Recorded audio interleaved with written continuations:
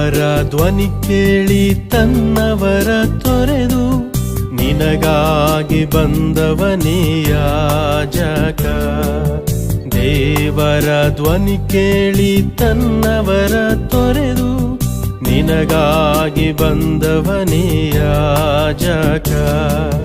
ಹುಟ್ಟಿದ ಊರನ್ನು ಮರೆತು ಜನಸೇವೆ ಮಾಡಲು ಕರೆ ಹೊಂದಿರುವವನೇ ನಮ್ಮ ಯಾಜಕ.